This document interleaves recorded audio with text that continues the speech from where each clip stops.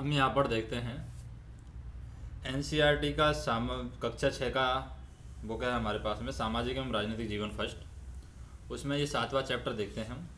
6 chapter हमने पहले देख लिए हैं। तो नगर प्रशासन हम देखेंगे,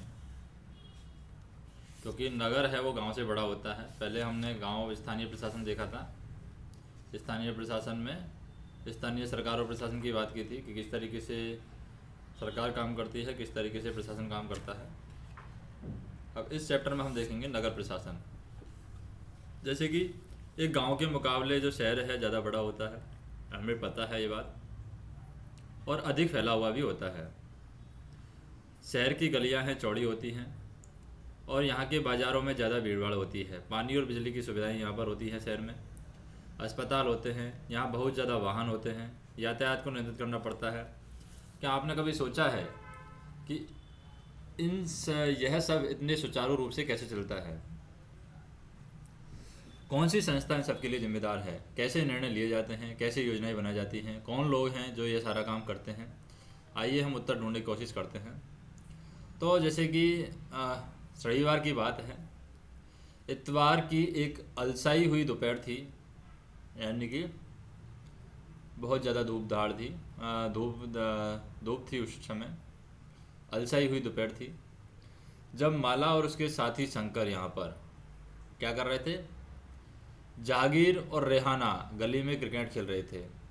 शंकर ने बड़ा अच्छा ओवर फेंका था और रेहाना आउट होते होते बची थी। रेहाना के आउट न होने से शंकर हताश हो रहा था, इसलिए उसने इस उम्मीद से कि वह कैच आउट हो जाएगी, एक शॉर्ट बॉल उसने फेंक दी। हुआ उल्टा ही। रेहाना ने इतनी तेज़ी से बल्ला घुमाया कि गेंद ऊपर गई और गली की ट्यूबलाइट टूट गई। रेहाना चिल्लाई, अरे ये मैंने क्या कर दिया?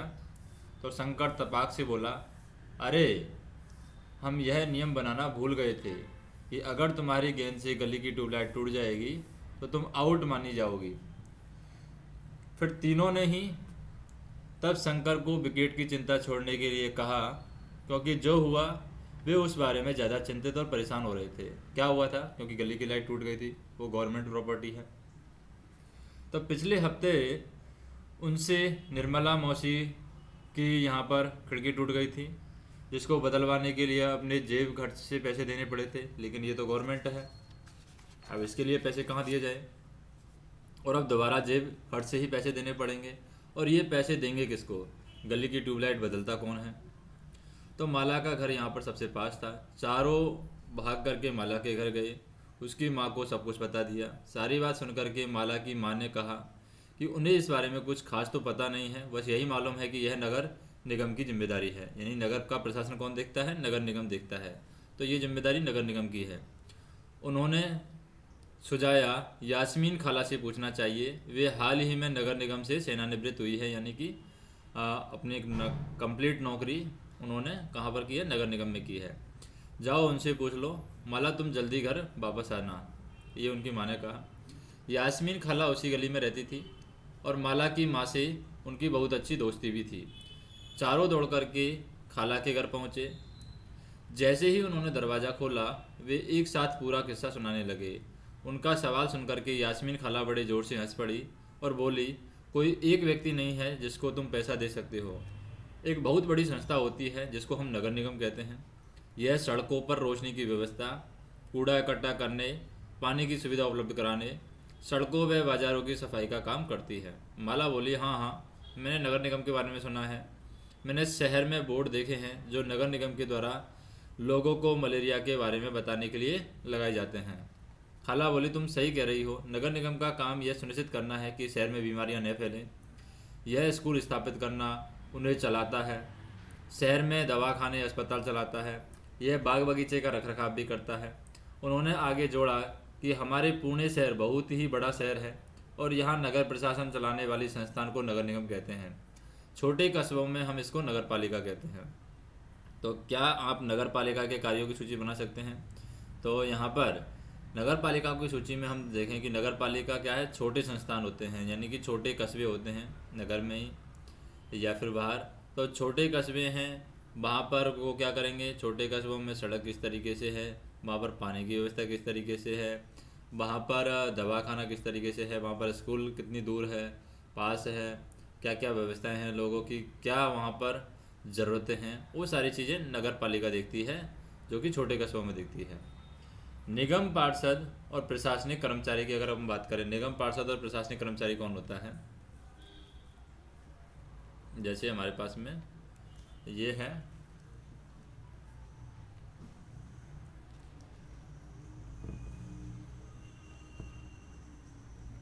निगम पार्षद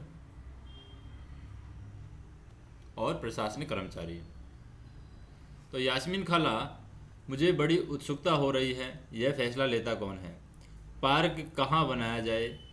जब आप नगर निगम में काम करती थी तो क्या ऐसे मज़ेदार निर्णय भी लेने पड़ते थे? रेहाना ने पूछा। खाला ने जवाब दिया, नहीं रेहाना, मैं तो निगम के लेखा विभाग यानी अकाउंट में थी, बस लोगों की मासिक तनख्वाह की पर्चियाँ बनाती थी। क्योंकि शहर का काम जो आकार है वो बहुत बड़ा होता है, इसलिए नगर निगम को कई निर्णय लेने पड़ते हैं। इसी तरह शहर को साफ रखने के लिए बहुत काम करना पड़ता है। ज़्यादातर जो काम है वो निगम पार्षद ही यह निर्णय लेते हैं, और अस्पताल या पार्क या कहाँ पर बनेगा ये निर्णय कौन लेता है? निगम पार्षद ही ये निर्णय लेता है। शहर को अलग अलग वार्डों में बांटा जाता है, हर वार्ड से एक पार्षद का चुनाव होता है। नगर निगम के कुछ निर्णय ऐसे होते हैं जो सारे शहर को प्रभावित करते हैं। ऐसे जटिल निर्णय पार्षदों के समूह के द्वारा लिए जाते हैं। कुछ पार्षद हैं यहाँ पर मिलकर समितियाँ बनाते हैं जो विभिन्न मुद्दों पर विचार विमर्श करके निर्णय लेती हैं। उदाहरण स्वरूप अगर हम बात करें, एक बस स्टैंड को बेहतर बनाना है या किसी भीड़भाड़ वाले बाजार का कचरा ज़्यादा नियमित रूप से साफ करना है या फिर शहर के मुख्य नाले की सफाई होनी है, तो पार्षदों की समितियां ही पानी, कचरा जमा करने और सड़कों पर रोशनी आने की व्यवस्था यहाँ पर करती है कि सड़कों पर रोशनी की किस तरीके से व्यवस्था हो। तो यहाँ पर हम बात कर सकते हैं कि पंचायत के चुने हुए सदस्य को क्या कहते हैं। तो पंचायत के चुने हुए जो सदस्य हैं उनको हम वार्ड पंच कहते हैं, या फिर हम कह सकते हैं पंचायत के चुने हुए सदस्यों को वार्ड पंच यहाँ पर कहा जाता है, क्योंकि वार्ड में चुना जाता है। और शहर विभिन्न भागों में बटा हुआ है। तो शहर यहाँ पर किस में भाग बटा हुआ है? अगर हम बात करें, ये शहर को बांटा गया है वार्ड में, तो ये शहर विभिन्न वार्डों में बांटा गया है, तो वार्डो आएगा। नगर निगम के चुने हुए सदस्यों को क्या कहते हैं? तो यहाँ पर नगर निगम के जो चुने हुए सदस्य हैं वो निगम पार्षद कहलाते हैं। इसी तरीके से पंचायत के चुने हुए सदस्य को सरपंच कहते हैं। इस तरीके से निगम पार्षद कहेगा। पार्षदों के समूह उन मुद्दों पर काम करते हैं जो किसको प्रभावित करते हैं? शहर को प्रभावित करते हैं। पंचायत और नगर पालिका के चुनाव प्रत्येक 5 वर्ष में होते हैं। पार्षद अगर निर्णय लेते हैं तो आयुक्त के नेतृत्व में दफ्तर के प्रशासनिक अधिकारी, प्रशासनिक कर्मचारी उन निर्णय को क्या करते हैं? क्रियान्वित करते हैं। अगर पार्षद ने जो भी निर्णय लिया है तो आयुक्त के नेतृत्व में, जो भी वहाँ पर आयुक्त है उसके नेतृत्व में दफ्तर के जो प्रशासनिक कर्मचारी हैं उन निर्णयों को क्रियान्वित करते हैं। जब एक वार्ड के अंदर की समस्या होती है तो वार्ड के लोग पार्षद से संपर्क कर सकते हैं। उदाहरण के लिए अगर बिजली की खतरनाक तार लटक कर के नीचे आ जाए तो स्थानीय पार्षद बिजली विभाग के अधिकारियों से बात करने में मदद कर सकते हैं। जहां पार्षदों की समितियां या पार्षद विभिन्न मुद्दों पर निर्णय लेने का काम करते हैं, वही उन्हें लागू करने का काम आयुक्त यानी कमिश्नर और प्रशासनिक कर्मचारी करते हैं। तो यहाँ पर हम कह सकते हैं ये जो वर्ड है, प्रशासनिक कर्मचारी उन निर्णयों को क्रियान्वित करते हैं।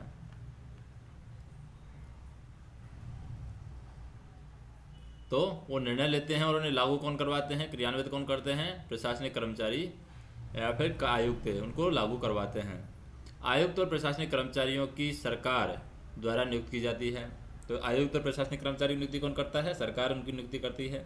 जबकि पार्षद जो होते हैं वो पार्षद निर्वाचित होते हैं और सरकार के द्वारा वैकेंसी निकाली जाती है जिसमें ये आयुक्त और प्रशासनिक कर्मचारियों की नियुक्ति होती है।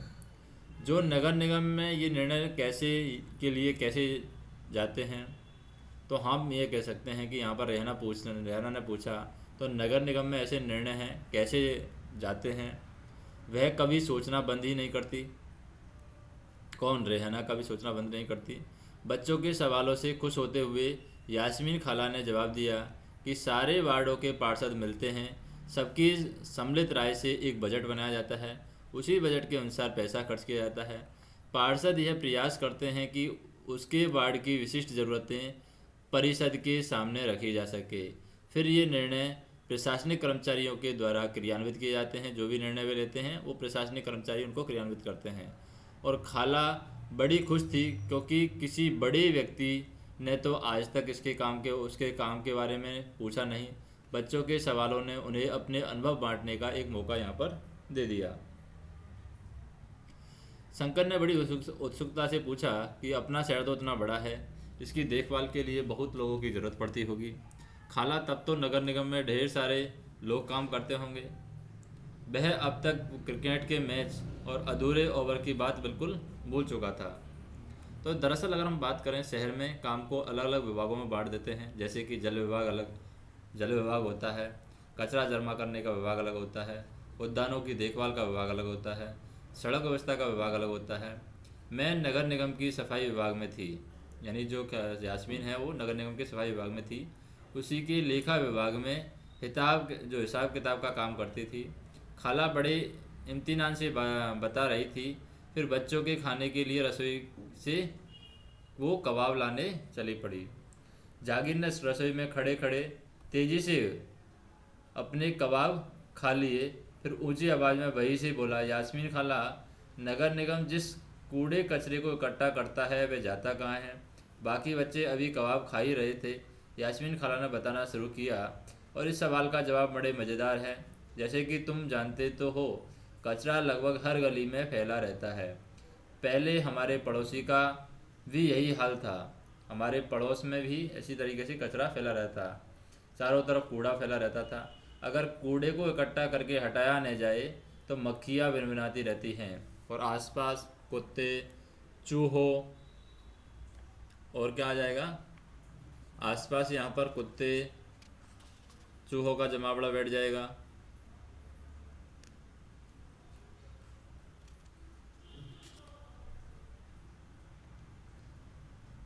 और लोग इसकी बदबू से बीमार भी पड़ जाते हैं।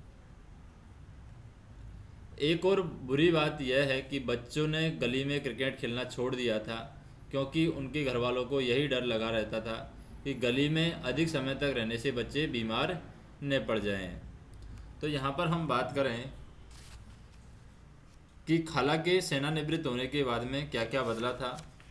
उससे पहले हम देखें कि नगर निगम को जो पैसा है वो कहाँ से आता है।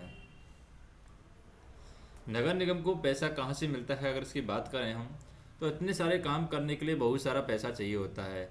निगम यह राशि अलग अलग तरीके से इकट्ठा करता है। इस राशि का बड़ा भाग है लोगों के द्वारा दिए गए टैक्स से आता है। जो लोग टैक्स रखते हैं, जो लोग गवर्नमेंट जॉब करते हैं वो टैक्स भरते हैं, जो प्राइवेट बिजनेस करते हैं वो टैक्स भरते हैं। हम कुछ भी सामान खरीदते हैं उस पर टैक्स देना पड़ता है। दो तरह का टैक्स है। अभी सेंट्रल गवर्नमेंट का टैक्स है CGST, और स्टेट गवर्नमेंट का टैक्स जो क्या है टैक्स है वो SGST है। दोनों का टैक्स हमें हर चीज़ को खरीदने पर देना पड़ता है, जो भी हम चीज़ खरीदते हैं जिसका बिल बनता है। तो टैक्स से आता है, ज़्यादा बड़ा भाग तो टैक्स से आता है। कर वह राशि है जो लोग सरकार द्वारा उपलब्ध कराई गई सुविधाओं के लिए सरकार को देते हैं। जिन लोगों के अपने घर होते हैं उन्हें संपत्ति कर देना होता है। साथ ही पानी एवं अन्य सुविधाओं के लिए भी कर देना होता है। जितना बड़ा घर उतना ज़्यादा कर। निगम के पास जितना पैसा आता है उसमें संपत्ति कर से केवल 20 से 30% पैसा ही आता है। शिक्षा पर भी कर लगता है। अगर आप किसी दुकान या होटल के मालिक हैं तो उस पर भी कर देना पड़ता है। अगली बार जब आप सिनेमा देखने जाएंगे तो टिकट पर ध्यान से देखिएगा, हमें मनोरंजन के लिए भी कर देना पड़ता है। इस तरह अमीर लोग संपत्ति कर देते हैं, वही जनसंख्या का एक बड़ा हिस्सा सामान्य तरह के कर अधिक देता है। तो यहाँ पर हम बात करें कि लोगों का विरोध की अगर हम बात करें, लोगों ने विरोध किस तरीके से किया।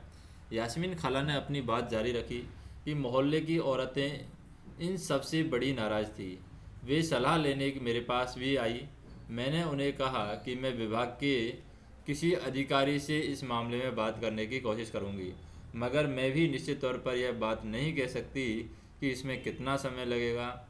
इस पर गंगाबाई ने बताया कि हमें अपने वार्ड पार्षद के पास में इस समस्या को लेकर जाना चाहिए। आखिर वोट दे करके हमने चुना है, यानी वार्ड जो है, वार्ड पार्षद किन लोगों ने चुना है, वार्ड पार्षद वार्ड के लोगों ने चुना है। अगर वार्ड में कुछ प्रॉब्लम आ रही है, जैसे उनकी गली में कचरा ज़्यादा रहता था, इसकी वजह से अगर लोग गली में खेलेंगे तो बीमार पड़ जाएंगे, तो ये समस्या किसकी है? वार्ड की है। तो वार्ड पार्षद के पास में वो जाएंगे, ऐसा गंगाबाई ने सुझाव दिया। और क्योंकि वार्ड पार्षद को वोट दे करके जिताया है, तो उनकी जिम्मेदारी बनती है, नैतिक जिम्मेदारी भी है कि उनकी परेशानियों को सुने। तो गंगाबाई ने महिलाओं के एक छोटे समूह को इकट्ठा किया, पार्षद के घर पहुंच गई। सभी औरतें घर के सामने जा कर के नारे लगाने लगी। तब पार्षद घर के बाहर निकले और उन्होंने उनकी समस्या के बारे में पूछा। गंगाबाई ने अपने मोहल्ले की खराब हालत बयान की। पार्षद ने उन महिलाओं से वादा किया कि वे अगले दिन उनके साथ आयुक्त से मिलने जाएंगे। साथ ही उन्होंने गंगाबाई को मोहल्ले के सारे वयस्कों से एक अर्जी पर दस्तखत करवाने के लिए कहा। अर्जी यह थी कि उनके मोहल्ले से कचरा उठाने की नियमित व्यवस्था की जाए। उन्होंने सुझाव दिया कि कल आयुक्त से मिलते जाते समय स्थानीय सफाई अभियंता यानी इंजीनियर को भी मैं साथ ले जाना अच्छा रहेगा। इससे फ़ायदा होगा क्योंकि सफाई अभियंता ही आयुक्त को बता सकेगा कि हालत कितनी ख़राब है। तो यहाँ पर हम देख सकते हैं कि ये पुनर्चक्रण कोई नई चीज़ नहीं है। तस्वीर में दिख रहे व्यक्ति की तरह कई लोग बड़े लंबे समय से कागज़, कांच, प्लास्टिक और धातु का पुनर्चक्रण कर रहे हैं। घरेलू प्लास्टिक के पुनर्चक्रण में कबाड़ी वाला एक मुख्य भूमिका निभाता है। जो भी हमारे पास में घरेलू प्लास्टिक होता है, तो कबाड़ी वाला जो व्यक्ति होता है वो घरेलू प्लास्टिक के पुनर्चक्रण में एक बहुत ही महत्वपूर्ण भूमिका निभाता है, क्योंकि वो उससे वो काम की चीज़ें वो निकाल करके बाकी वेस्टेज है उसको कबाड़ी में बेच देता है। तो हम बात करें कि उस दिन पूरे शाम बच्चे घर घर चक्कर लगाते रहे ताकि अर्जी पर क्या हो, ज़्यादा से ज़्यादा परिवार के लोगों के दस्तखत किए सके। अगली सुबह बहुत बड़ी संख्या में महिलाएं पार्षद और सफाई अभियंता के साथ नगर निगम के दफ्तर होता है नगर निगम का, वहाँ पर गई। आयुक्त पूरे समूह से मिले, पर वे बहाना बनाने लगे कि नगर निगम के पास पर्याप्त संख्या में ट्रक उपलब्ध नहीं है। गंगाबाई ने तपाक से कहा, लेकिन लगता है कि आपके पास अमीर इलाके से कचरा उठाने के लिए पूरे ट्रक हैं। जागीर ने झट से कहा, इससे आयुक्त का तो मुंह ही बंद हो गया था। और नहीं तो क्या, उसने फ़ौरन इंतजाम करने के लिए कहा। यास्मीन खाला ने बताया कि गंगाबाई ने आयुक्त को चेतावनी दी कि अगर 2 दिन के अंदर काम नहीं हुआ तो नगर निगम के सामने बहुत बड़ी संख्या में महिलाएं धरने पर बैठ जाएंगी। तो क्या गलियों की सफाई हो गई? रेहाना ने झट से पूछा, जो कभी चीज़ों को अधूरा नहीं छोड़ती थी। तो 2 दिन तक कुछ भी नहीं हुआ। वो तो जब एक बहुत बड़े समूह ने विरोध प्रदर्शन किया, जोरदार नारे लगाए, तब जाकर के बात बनी और मोहल्ले की सफाई नियमित रूप से होने लगी। तो यहाँ पर हम बात कर सकते हैं कि गंगाबाई किस बात का विरोध कर रही थी। तो गंगाबाई की बात करें, यहाँ पर गंगाबाई किस बात का विरोध कर रही थी? गंगाबाई इस बात का विरोध कर रही थी कि अपने जो बाढ़ का एरिया है उसमें कचरा फैला हुआ है, कचरे उठाने की नियमित व्यवस्था नहीं है, और जो आयुक्त है वो बोल रहा है कि हमारे पास में पैसे नहीं है पर्याप्त मात्रा में। तो ये उस बात का विरोध कर रही थी कि अमीर लोगों के पास घर के आगे तो आप कचरा उठवा देते हो। तो उसे इस बात से नाराज़गी थी, उस बात का विरोध कर रही थी। आपके हिसाब से गंगाबाई ने पार्षद के पास जाने की बात क्यों सोची? क्योंकि अब पार्षद को ही उन्होंने वोट दे करके जिताया था, तो उसी का नैतिक जिम्मेदारी बनती है कि वो उनकी बात को आगे ले जाए। जब आयुक्त ने यह कहा कि शहर में ट्रकों की संख्या पर्याप्त नहीं है, तो गंगाबाई ने क्या कहा? गंगाबाई ने कहा कि तुम्हारे पास में जो अमीर लोग हैं उनके वहाँ कचरा उठाने के लिए तुम्हारे पास ट्रक है, लेकिन गरीब लोगों के पास में या फिर हमारे यहाँ पर जो कचरा फैला हुआ है उसको उठाने के लिए तुम्हारे पास ट्रक नहीं है, ऐसा गंगाबाई ने कहा। तो यहाँ के हम बात करें कि खाला के सेवानिवृत्त होने के बाद से क्या क्या बदला था, तो यास्मीन खाला ने बच्चों को जो नहीं बताया वह यह था कि हाल ही के समय में पैसा बचाने के लिए कई नगर निगमों ने कचरा उठाने और उसे ठिकाने लगाने के लिए निजी ठेकेदार रख लिए हैं। इसको हम निजीकरण कहते हैं। इसका मतलब है कि जो काम पहले सरकारी कर्मचारी करते थे वे काम अब निजी कंपनियां करती हैं। निजी ठेकेदार जिन मजदूरों को कचरा जमा करने और उठाने के लिए काम पर लगाते हैं उन्हें बहुत कम पैसा देते हैं और उन मजदूरों की नौकरी अस्थायी होती है। कचरा उठाने का काम काफ़ी खतरनाक भी होता है। अक्सर उनके पास अपनी सुरक्षा के साधन नहीं होते हैं। अगर काम करते हुए वे घायल भी हो जाएं तो उनकी देखभाल करने वाला कोई भी नहीं है। यह तो बिल्कुल बम्बैया सिनेमा की तरह सुखद अंत हुआ, माला ने कहा। वह अपने आप को नेतृत्व करने वाली गंगाबाई की भूमिका में देखने का सपना देख रही थी। सभी बच्चों को गंगाबाई की कहानी सुनकर के बहुत मज़ा आया और उन्हें इसका आभास तो था कि मोहल्ले में गंगाबाई की खासी इज्जत थी, लोग उन्हें बहुत मानते थे, मगर उसका कारण उन्हें अब समझ में आया। बच्चों ने खाला का शुक्रिया अदा किया और जाने के लिए उठ खड़े हुए। जाते जाते रैना ने कहा, खाला बस एक आखिरी सवाल और है, घर पर अभी जो 2 कूड़ेदान हैं वो भी क्या गंगाबाई का सुझाव है? खाला हंसने लगी, बोली, अरे नहीं नहीं, यह तो नगर निगम ने ही सुझाव दिया है कि हम खाने पीने और गलने वाली चीज़ों को एक कूड़ेदान में डालें और प्लास्टिक कांच जैसी नहीं गलने वाली चीज़ों को दूसरे कूड़ेदान में डालें, ताकि जो खाने पीने वाली जो चीज़ें हैं, गलने वाली जो चीज़ें हैं वो बायोडिग्रेडेबल होती है, उनका इजली क्या हो जाता है, बायोडिग्रेडेबल होती है और वो अपने आप ख़त्म हो सकती है एनवायरनमेंट में। लेकिन जो प्लास्टिक है ये अपने आप ख़त्म नहीं होता है, कांच है अपने आप ख़त्म नहीं होता है, तो इनका पुनः चक्रण करके दूसरी वस्तुएं बनाई जा सकती हैं।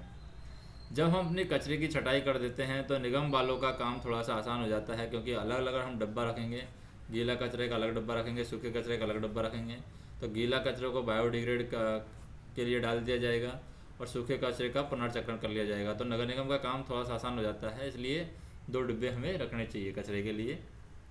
बच्चों ने इतने सारे सवालों का जवाब देने के लिए खाला ने फिर से शुक्रिया अदा किया और टहलते हुए गली की तरफ चल पड़े। बहुत देर हो चुकी थी, उन्हें जल्दी जल्दी घर पहुंचना था। आज हमेशा के मुकाबले गली में अंधेरा थोड़ा ज़्यादा था। उन्होंने ऊपर देखा, फिर मुस्कुराते हुए एक दूसरे को देखा और वापस खाला के घर की तरफ दौड़ पड़े। और यहाँ पर जब वापस खाला के घर की तरफ दौड़ पड़े थे तो इसमें हम बात करें कि हुआ क्या था।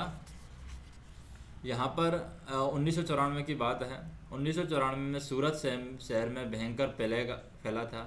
कब की बात है? 1994 की बात है। सूरत भारत के सबसे गंदे शहरों में से एक था। लोग घरों का और होटलों का भी कूड़ा कचरा पास की नली में और सड़क पर ही फेंक देते थे। इससे सफाई कर्मचारियों को कूड़ा कचरा उठाने और ठिकाने लगाने में काफ़ी मुश्किल होती थी। ऊपर से नगर निगम अपना काम नियमित रूप से नहीं कर रही थी, जिससे इसकी स्थिति है और बदतर हो गई। प्लेग हवा के जरिए फैलता था। जिन लोगों को प्लेग हो गए थे उन्हें दूसरे से अलग रखना पड़ता था और सूरत में उस साल बहुत से लोगों ने अपनी जान गंवाई। करीब 3 लाख से अधिक लोगों को शहर छोड़ना पड़ा। प्लेग के डर से यह अनिवार्य कर दिया गया कि नगर निगम मुस्तैदी से काम करे। सारे शहर की अच्छी तरीके से सफाई हुई। आज की तारीख में चंडीगढ़ के बाद भारत के सबसे साफ शहरों में दूसरा स्थान किसका है? सूरत का है। तो जहाँ पर गंदगी की वजह से प्लेग बीमारी फैली थी 1994 में, आज वो दूसरे स्थान पर आता है सफाई के मामले में। तो क्या आप जानते हैं कि आपके मोहल्ले में कम और कितनी बार कूड़ा उठाया जाता है? क्या आपको लगता है कि सभी मोहल्लों में उतनी ही बार कूड़ा उठाया जाता है? यदि नहीं तो इस पर हम चर्चा कर सकते हैं। क्या आप जानते हैं कि सरकार आपके करों में से ही सड़कें, पुल, पार्क, गलियों में बिजली इत्यादि की व्यवस्था करती है? अपने परिवार से इस बारे में बातचीत कर सकते हैं। करों से मिलने वाले 3 अन्य लाभों के बारे में भी सूची बना सकते हैं, जैसे कि करों से मनरेगा है, जो लोगों को रोजगार भी मिलता है। करों से जैसे स्कॉलरशिप मिलती है, क्योंकि वो पैसा स्कॉलरशिप के लिए भी यूज किया जाता है। करों से ही एजुकेशन सिस्टम पर गवर्नमेंट अपना पैसा लगाती है, यानी शिक्षा प्रणाली को दुरुस्त करने के लिए भी गवर्नमेंट है पैसा लगाती है।